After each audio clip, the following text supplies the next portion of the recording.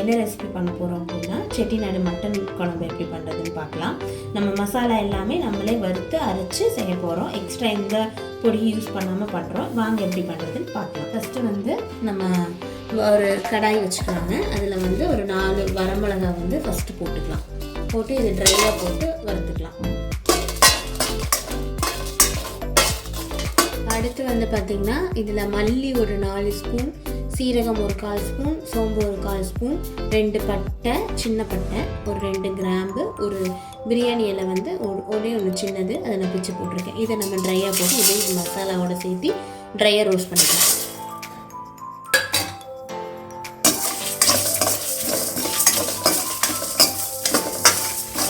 Stove கொஞ்சம் மீடியம்லேயே வச்சுக்கோங்க, கருகிரும்.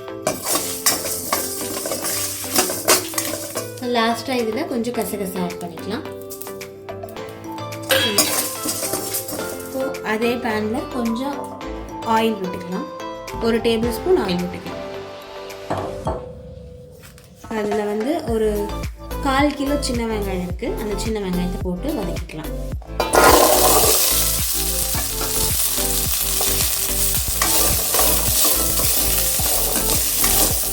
இப்போ இதில் ஒரு 4 கொத்து கருவேப்பிலை போட்டுக்கலாம். கருவேப்பிலை போட்டு வதக்கி செஞ்சிங்கன்னா டேஸ்ட் வந்து சூப்பராக இருக்கும்.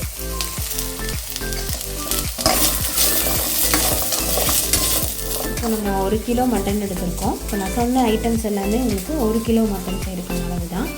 இந்த 1 கிலோ மட்டனில் உப்பு, மஞ்சள்தூள், மிளகாத்தூள் கொஞ்சமாக போட்டு நம்ம மேரினேட் பண்ணி வச்சுருக்கோம். இது கொஞ்சம் நேரம் ஊறட்டும், இந்த மசாலா வதங்குற வரைக்கும். வெங்காயம் வதங்கட்டும். இந்த கேப்பில் வந்து நம்ம கறி வந்து வேக வச்சு எடுத்துக்கலாம். இப்போ இதில் ஆயில் ஊற்றிக்கலாம். கொஞ்சமாக ஒரு ஸ்பூன் எண்ணெய் ஊற்றிக்கலாம். எண்ணெய் காயிட்டும். இந்த அளவுக்கு ப்ரௌன் ஆகிற அளவுக்கு வதங்கிடுச்சு. இந்த ஸ்டேஜில் வந்து நம்ம ஒரு தக்காளி ஆட் பண்ணிக்கலாம். சின்னதாக இருந்துச்சு அப்படின்னா 2 தக்காளி போட்டுக்கோங்க. பெருசாக இருந்துச்சுன்னா 1 தக்காளி போட்டுக்கோங்க. நான் அது குட்டி தக்காளி போட்டிருக்கேன். ஆப்பிள் தக்காளி போட்டுக்கோங்க. அது வந்து உங்களுக்கு புளிக்காது, டேஸ்ட் நல்லாயிருக்கும் குழம்புக்கு. கொஞ்சமாக போட்டுக்கோங்க தக்காளி போட்டு வதக்கிக்கோங்க. எண்ணெய் சூடாயிடுச்சு. ஒரு 1/4 ஸ்பூன் பெருஞ்சீரகம் போட்டுக்கலாம். நம்ம ஆல்ரெடி பட்டை எல்லாம் போட்டு அரைக்கிறது போட்டுருக்கோம். ஸோ பெருஞ்சீரகம் மட்டும் ஃப்ளேவர்ஸ் போட்டுக்கலாம். அடுத்தது கருவேப்பிலை வந்து ஒரு கொத்து, சின்ன கொத்து, அதையும் போட்டுக்கலாம்.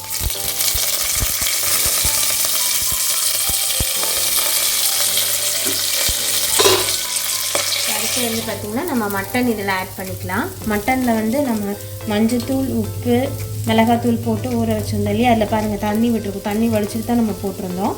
இப்போ தண்ணி அதில் விட்டுருக்கோம். அந்த தண்ணியோடு நம்ம இப்போ ஆட் பண்ணி விசில் விட்டு வேக வச்சுக்கலாம்.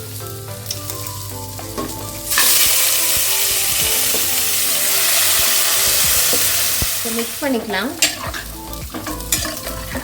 நீங்கள் கறியை இது பண்ணிவிட்டு கறி வந்து ரொம்ப முத்துன கறியாக இருந்துச்சுன்னா விசில் வந்து ஒரு 6-7 விசில் விடுற மாதிரி இருக்கும். எலாட்டு கறியாக இருந்துச்சுன்னா ஒரு 4 விசிலே உங்களுக்கு வெந்துடும். இது எலாட்டு கறி தான். ஸோ ஒரு 4 விசில் போதும். இப்போ நான் தண்ணி வந்து கொஞ்சமாக இது 3 அளவுக்கு தண்ணி ஊற்றிக்கிறேன்.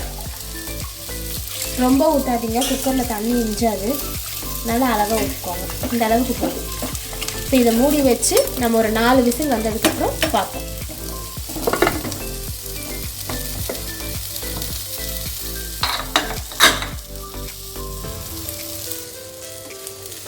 இப்போ நமக்கு வெங்காயம் தக்காளி நல்லா வதங்கிடுச்சு. இந்த அளவு வதங்கினதுக்கப்புறமா இப்போ நம்ம வீட்டில் அரைச்ச குழம்பு மிளகாத்தூள் அது வந்து ஒரு ஸ்பூன் மட்டும் போட்டுக்கோங்க.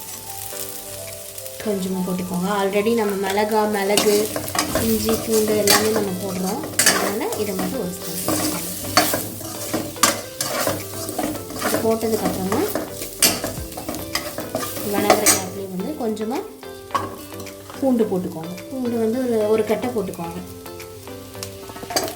அதையும் போட்டு இதை வந்து ஸ்லோவாக வச்சுக்கோங்க. ரொம்ப ஹை ஃப்ளேமில் வைக்காது. ஸ்லோவாக வச்சுட்டு அது மெதுவாக வதக்கணும். எண்ணெய் பத்தலை அப்படின்னா எண்ணெய் கொஞ்சம் ஊற்றிக்கோங்க. இது நல்லா நமக்கு வெங்காயம் தக்காளி வதங்கிடுச்சு. இதை நம்ம ஆற விட்டு பேஸ்ட் அரைச்சிட்டு அந்த விசில் வந்ததுக்கப்புறம் அதில் ஆட் பண்ணி பார்ப்போம்.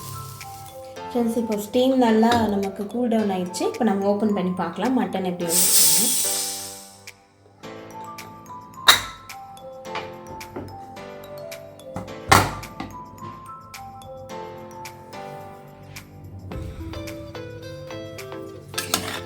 நீ பாருங்கள், தண்ணி அப்படியே தான் இருக்கும், தண்ணி உங்களுக்கு இஞ்சாது. மட்டன் பீஸ் வந்துருச்சான்னு பார்ப்போம். நல்லா வெந்திருக்கு பாருங்கள், எந்த அளவுக்கு சூப்பராக இருக்குது. பீஸ் வந்து நல்லா வெந்துருச்சு, உங்களுக்கு டெண்டராக இருக்குது பாருங்கள். இந்த அளவுக்கு வேக வச்சுக்கோங்க. இப்போ ஸ்டவ் ஆன் பண்ணி இதை நம்ம மறுபடியும் அடுப்பில் வச்சுக்கலாம். ஸ்பைசஸ் எல்லாமே நம்ம ட்ரை ரோஸ்ட் பண்ணி வச்சுருந்தோம்ல, ஃபஸ்ட்டு அதை போட்டுக்கலாம் மிக்சியில்.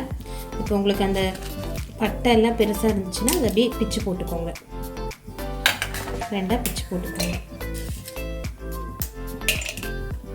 ஸ்பைசஸ் எல்லாம் ஃபஸ்ட்டு மிக்சியில் போட்டு கொஞ்சம் அரைச்சிக்கலாம். அதுக்கப்புறம் வெங்காயம் தக்காளி போட்டு அதோட இதை அரைச்சிக்கலாம். இந்த அளவுக்கு குறைப்பாக அரைச்சிக்கோங்க. அடுத்தது நம்ம இந்த வெங்காயம் தக்காளி வதக்கி வச்சுருந்தோம் இல்லையா, அதையும் அரைச்சிடலாம். அதோட ஒரு சின்ன துண்டு இஞ்சி அதையும் சேர்த்து நீங்கள் இதில் போட்டு அரைச்சிக்கலாம்.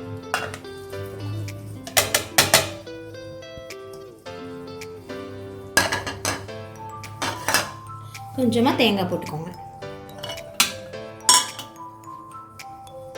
இதை நம்ம அரைச்சிட்டு வந்துடும். இந்த அளவுக்கு நல்லா நைஸாக அரைச்சிக்கோங்க. மசாலா திப்பி இல்லாமல் நல்லா நைஸாக இருக்கணும்.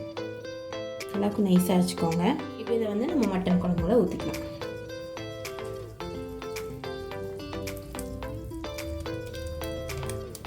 இதை மிக்ஸ் பண்ணிக்கலாம்.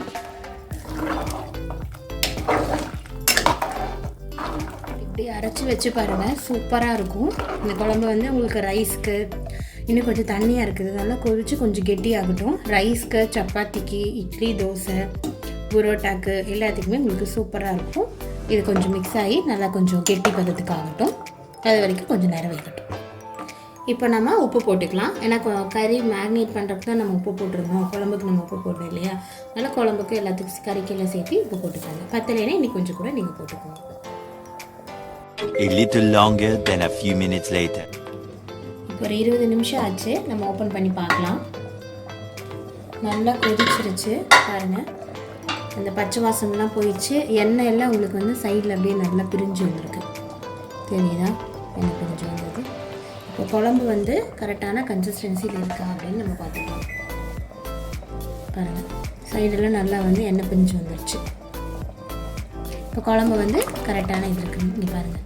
நம்ம வைக்கும்போது தண்ணி மாதிரி இருந்துச்சு. இப்போ நம்மளுக்கு கரெக்டாக ரைஸ்க்கு எல்லாம் ஊற்றி சாப்பிட்ற பழத்துக்கு கொஞ்சம் கெட்டி ஆயிடுச்சு.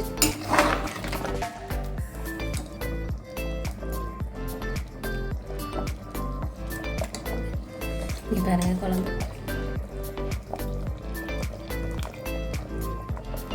இப்போ நம்ம வந்து கொஞ்சம் கருவேப்பிலை பிச்சு போட்டுக்கலாம். கொஞ்சமாக கருவேப்பிலை, மல்லி வந்து கொஞ்சமாக போட்டுக்கலாம். ஒரு மிக்ஸ் பண்ணிக்கலாம்.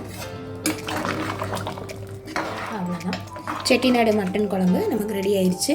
நம்ம இதில் எந்த கடாயில் யூஸ் பண்ணுற மசாலாவும் யூஸ் பண்ணாமல் வீட்டில் இருக்கிற செலவுகளை யூஸ் பண்ணி நம்ம அதை அரைச்சி நம்ம அதை குழம்பு பண்ணியிருக்கோம். ஸோ இதே மாதிரி பண்ணி பாருங்கள், டேஸ்ட் சூப்பராக இருக்கும். ட்ரை பண்ணிவிட்டு எப்படி இருக்குன்னு கமெண்ட்டில் சொல்லுங்கள். ஒயிட் ரைஸ் போட்டாச்சு, நம்ம குழம்பு ரெடியாக இருக்குது. நம்ம குழம்பு பிளேட்டில் ஊற்றிக்கலாம்.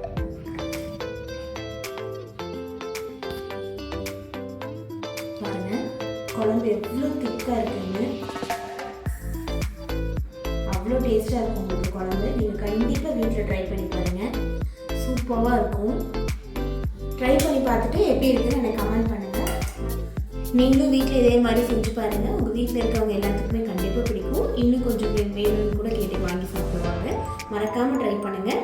லைக் பண்ணுங்கள், ஷேர் பண்ணுங்கள், கமெண்ட் பண்ணுங்கள், மறக்காமல் சப்ஸ்கிரைப் பண்ணுங்கள். இன்னொரு வீடியோவில் மீட் பண்ணுங்கள். பாய்.